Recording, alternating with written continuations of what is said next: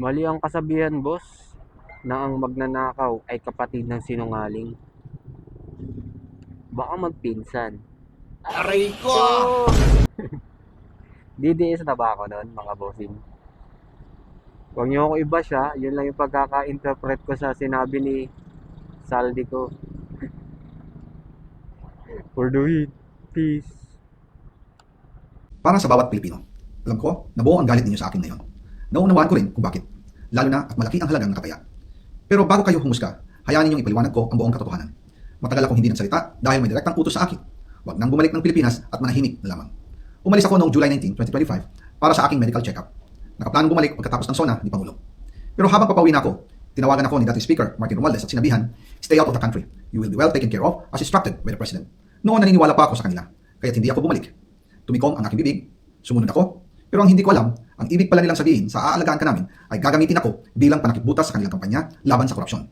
Ginawa nila akong poster boy ng kanilang sariling kasinungalingan. Ngayon, hindi na ako mananahimik, ilalabas ko ang lahat ng katotohanan. May resibo, may ebidensya, at may pangalan. Nagsimula ito nung tumawag si Sec Mina, pangandaman sa akin, nung nag-umpisa ang BICAM process last year, 2024. Ang sabi niya, katatapos lang ng meeting nila ni Pangulo at may instructions na mag-insert o magpasok ng 100 billion worth of projects sa BICAM. At sinabi pa ni Sec Mina, you can confirm with Yusek Adrian Bersamin dahil magkasama sila sa meeting ni Pangulong BBM noong araw na yon. Tinawagan ko po agad si Yusek Adrian Bersamin at tinanong ko kung may instruction na ba ang Pangulo na magpasok ng 100 billion during their meeting. Ang sabi niya ay totoo nga po. Right after our conversation, tinawagan ko po si dating Speaker Martin Romualdez at nireport ko ang instructions ng Presidente to insert the 100 billion projects. At sinabi niya sa akin, what the President wants, he gets. After ng ilang araw, nag-set po ng meeting si Sec Mina Pangandaman at Yusek Adrian Bersamin sa amin ni dating Speaker Martin Romualdez sa Guado Building in front of Gate 4 ng Malacanang at nandoon din po si Yusek Jojo Cadiz. During the meeting, binigay po ni Yusek Adrian Bersamin ang listahan na worth 100 billion.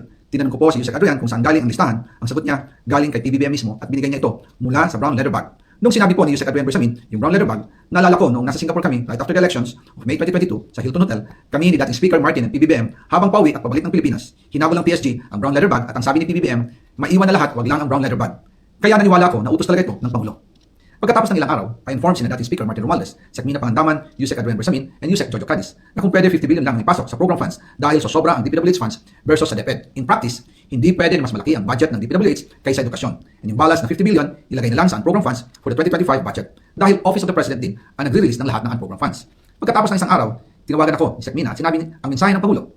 Ipasok ninyo yan dahil pinangako na sa akin ni Speaker Martin yan at hindi na pwedeng baguhin. Kumbaga, ang utos ng hari hindi pwedeng mabalik. Again, I informed the Speaker and aspirants about the instructions ng Pangulo at ang sabi niya, wala tayong magagawa. Kaya po nagtataka ako kung bakit sinasabi ni Pangulo na hindi niya makilala ang budget, samantalang lahat na binawas at dinagdag sa mga ahensya ng gobyerno ay humihingi ng approval sa kanya si Sec Mina Pangandaman.